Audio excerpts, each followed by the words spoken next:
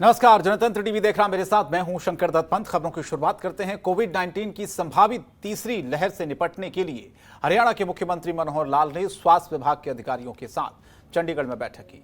मुख्यमंत्री ने कोविड से संबंधित सभी चिकित्सा उपचार संसाधनों की जानकारी ली।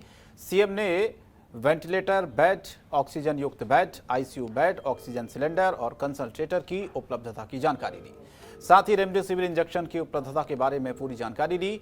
बैठक में स्वास्थ्य एवं गृह मंत्री अनिल विज भी मौजूद थे। इस बैठक में मुख्यमंत्री को बताया गया कि राज्य में मौजूदा 20 सरकारी परीक्षण प्रयोगशालाओं में प्रतिदिन 24,500 टेस्ट और 22 निजी प्रयोगशालाओं में प्रतिदिन 71,900 टेस्ट करने की क्षमता है।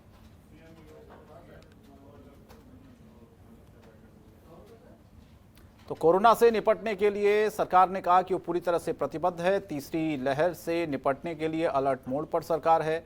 अगर तीसरी लहर जैसी कोई चीज़ सामने आती है तो उससे निपटने के लिए इंतजामात प्रदेश में किए गए हैं। स्वास्थ्य व्यवस्थाओं को दुरुस्त किया गया है। तो अधिकारियों के साथ मुख्यमंत्री ने दरअसल एक बैठक भी की है। कोरोना से किस तरह से निपटा जाए और साथ ही साथ कहा कि तीसरी लहर को लेकर सरकार पूरी तरह से अलर्ट मोड पर है। बाकायदा अधिकारियों से बातचीत भी की जा रही है समय समय पर, ताकि कोई कमी हो, किसी तरह का कोई फीडबैक हो, वो अधिकारियों से लिया जाए। ओपी शर्मा हमारे संवाददाता इस खबर पर फोन लाइन पर हमारे साथ जुड़ रहे हैं ज़्यादा जानकारी के लिए।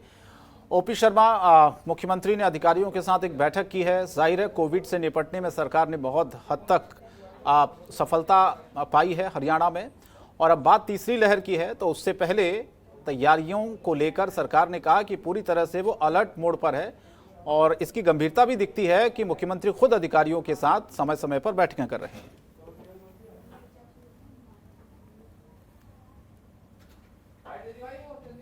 में तमाम तरह के इंतजाम जो है वो कम पड़ गए थे। ऑक्सीजन की भारी किल्लत हो गई थी, जो है बहुत सारी दवाइयों की भारी किल्लत हो गई थी, जिसके वजह से काफी मौतें भी हुई हैं। तो उससे सबक लेते हुए हरियाणा सरकार ने जो संभावित तीसरी कोरोना लहर है उसकी जो है तैयारियां शुरू कर दी हैं, और मुख्यमंत्री ने जो है सभी स्वास्थ्य विभाग के अधिकारियों की एक बैठक ली, और बैठक में जितने भी वर्तमान में सब इंतजाम हैं उनकी समीक्षा की, साथ ही उनको आगे बढ़ाने की भी जो है समीक्षा की। इसके अलावा मुख्यमंत्री मनोहर लाल ने अधिकारियों को ये भी निर्देश दिए हैं कि कोरोना की जो संभावित तीसरी लहर है, जिसमें बच्चों के ऊपर ज्यादा प्रभाव पड़ने की बात कही जा रही है, तो उस हिसाब से तैयारी की जाए। जिस तरह बच्चों के हिसाब से जो है वेंटिलेटर के मास्क जो है उनको रखा जाए। इसके अलावा इस तरह के वार्ड बनाए कि बच्चे अपने आप को हॉस्पिटल में महसूस ना करें, क्योंकि अगर कोई भी संक्रमित बच्चा अगर कोविड वार्ड में आता है तो वो उसे एक अलग माहौल देना पड़ेगा, उसको एक हॉस्पिटल का माहौल नहीं दिया जा सकता। साथ ही अगर किसी बच्चे को कोविड होता है तो उसका कोई एक अभिभावक भी उसके साथ रहेगा। शायद हो सकता है कि अकेला बच्चा जो है वार्ड में डर जाए, वो ना सोए,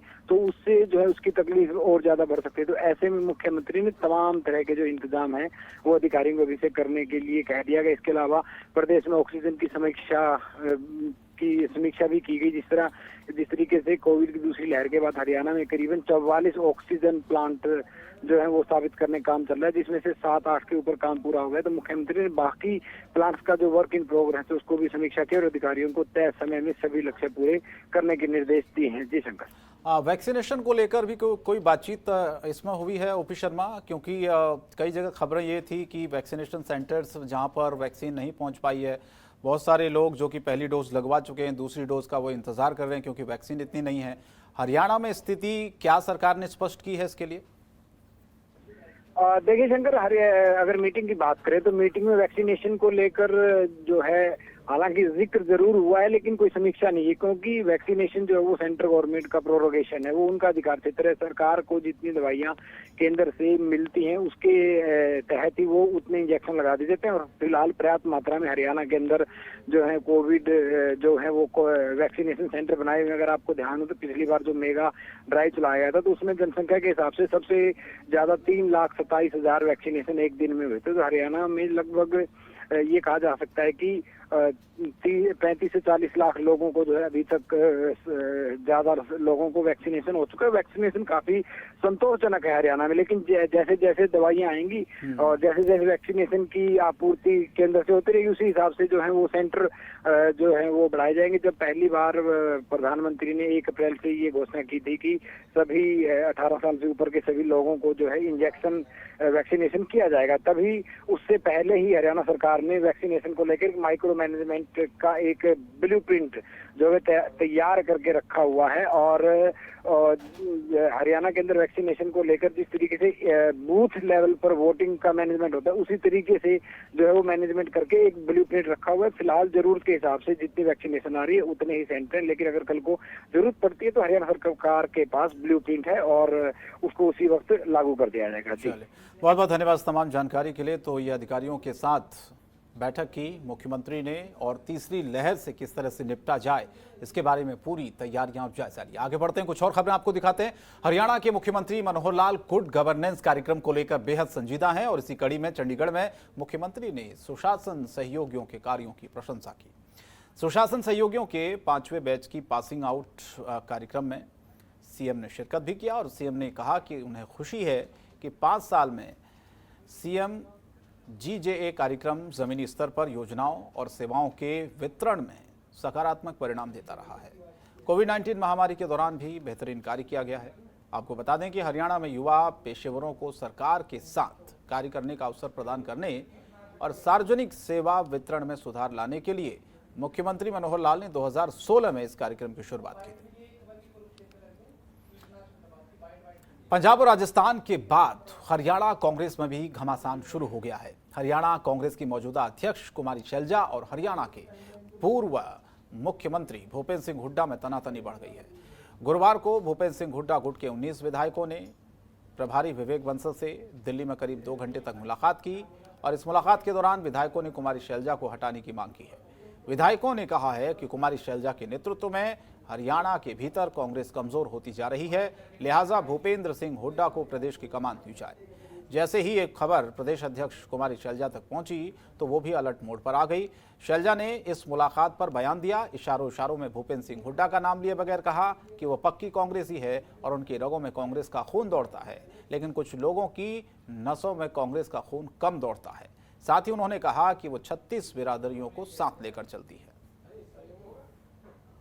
हो सकता है सब लोगों में कांग्रेस का उतना खून ना दौड़ रहा हो, लेकिन हमारी रगों में कांग्रेस का खून दौड़ता है। मैं ये फक्र से कह सकती हूँ कि एक दिन के लिए भी हमने या हमारे पूर्वजों ने कांग्रेस पार्टी नहीं छोड़ी। कांग्रेस में हैं, हम सबको साथ लेकर चलने में विश्वास रखते हैं। 36 बिरादरी में विश्वास रखती है कांग्रेस। जात पात की राजनीति में कांग्रेस विश्वास नहीं रखती। अगर कोई नहीं रखता तो समस्या उनकी मानसिकता की है, हमारी। और हरियाणा सरकार गरीब परिवारों को रोजगार दिलाने के लिए बेहद तत्पर नजर आ रही है। मुख्यमंत्री अंत्योदय परिवार उत्थान योजना सरकार लोगों को रोजगार दिलाने में बहुत काम आने वाली है। मुख्यमंत्री मनोहर लाल ने इसे लेकर 6 विभागों की संयुक्त टीम गठित करने का निर्देश दिया है। मुख्यमंत्री ने योजना के संबंध में प्रशासनिक सचिवों के साथ समीक्षा बैठक की। संयुक्त टीम में पंचायत विभाग, शहरी निकाय विभाग, कौशल विकास, पशुपालन विभाग और ग्रामीण विकास विभाग में से एक सदस्य शामिल किया जाएगा। टीम में शामिल प्रत्येक विभाग अपनी प्रमुख योजनाओं की सूची बनाएगा। इस योजना के तहत राज्य में 50,000 रुपये से कम आय वाले 30,000 गरीब परिवारों को इसका सीधा लाभ होगा। हरियाणा के शिक्षा मंत्री कोरपाल गुर्जर शुक्रवार को कुरुक्षेत्र के दौरे पर पहुंचे, जहां शिक्षा मंत्री ने सरस्वती नदी के साइटों का औचक निरीक्षण किया। जल्द ही सरस्वती नदी की अविरल धारा बहने का भी दावा किया। मंत्री ने कहा कि सरस्वती नदी में अब साल भर निर्मल जल बहेगा। इसके अलावा उन्होंने सरस्वती नदी के तट पर टूरिस्ट स्पॉट बनाने और बोटिंग हब बनाने का भी वादा किया है। देखिए, सरस्वती हेरिटेज बोर्ड सरस्वती के लिए विकास के लिए बहुत से काम कर रहे हैं और अभी हमारी इस प्रकार की भी योजना है कि सरस्वती का जो जल है वो 12 के 12 महीने चलना चाहिए। इसके लिए हम ऊपर एक बांध भी बनाने लग रहे हैं, लेकिन उस सारे में अभी काफ़ी टाइम लगेगा, लेकिन हमारा एक प्रयास यहाँ पर। और हरियाणा में बिजली सुधार कार्यक्रम को लागू हुए 21 साल पूरे हो चुके हैं। इस मौके पर चंडीगढ़ में बिजली विभाग की तरफ से एक कार्यक्रम का आयोजन हुआ है, जिसमें लगन से काम करने वाले कर्मचारियों को सम्मानित किया गया है। ड्यूटी के दौरान मारे गए कर्मचारियों के परिजनों को नियुक्ति पत्र दिए गए हैं। साथ ही ड्यूटी पर अपना हाथ गंवा चुके 21 लोगों को कृत्रिम हाथ भी बांटे गए हैं। बैठक की अध्यक्षता बिजली विभाग के अतिरिक्त मुख्य सचिव पीके दास ने की है। अतिरिक्त मुख्य सचिव पीके दास ने बताया है कि 21 साल के दौरान दोनों निगमों ने बहुत तरक्की की है। शुरुआत में जहां निगमों के पास पर्याप्त मात्रा में बिजली नहीं थी, वहीं अब इस निगम को घाटे में भी चल रहे थे, लेकिन आज निगमों के पास सरप्लस बिजली है और एक मजबूत सिस्टम के साथ प्रदेश के 70% गाँव में 24 घंटे बिजली दी जा रही है। उस समय हमारे पास बिजली पर्याप्त रूप में नहीं था। एक दिन में 8-8 घंटे की बिजली कट होता था। आज हमारे पास बिजली सरप्लस है। आज हमारा सिस्टम तंदुरुस्त है। आज हमारे गांव में लगभग 70% गांव में हम 24 घंटे बिजली। हरियाणा की पूर्व शिक्षा मंत्री गीता भुक्कल ने केंद्र और राज्य सरकार पर जमकर निशाना साधा। भुक्कल ने अभय चौटाला पर भी निशाना साधा। कहा कि अभय चौटाला कौन होते हैं? हुड्डा साहब को जेल भेजने वाले। झज्जर में अपने निवास स्थान पर पत्रकारों से बातचीत करते हुए गीता भुक्कल ने नगर निकाय के चुनाव पर यह कहा कि पार्टी में सिंबल पर चुनाव लड़ने की गुजारिश की है। वो बोली कि बीजेपी और जेजेपी से जनता नाराज है, जिसके चलते निकाय और पंचायती चुनाव सरकार देरी से करा रही है। क्योंकि इस समय म्यूनिसिपल कमेटीज़, म्यूनिसिपल काउंसिल के चुनाव, पंचायती राज के चुनाव, जिला परिषद के चुनाव जो हैं उनकी डेट्स हरियाणा में आनी बाकी हैं, उनके चुनाव होने वाले हैं। तो उसको लेकर भी पूरी तरह से चर्चा हुई कि क्या पार्टी को ये चुनाव जो है वो सिंबल पर लड़ने चाहिए या सिंबल पर नहीं लड़ने चाहिए। और दूसरा, संगठन को लेकर भी उनसे पूरी तरह से बातचीत हुई है कि अतिशीघ्र जो है हरियाणा में संगठनात्मक तौर पर जल्दी से जल्दी संगठन बने, ताकि मजबूती के साथ कांग्रेस पार्टी जो है आम जनमानस की लड़ाई को पूरी तरह से। खबरों के निष्पक्ष विश्लेषण के लिए सब्सक्राइब करें Jantantra TV and press the bell icon. Never miss any update.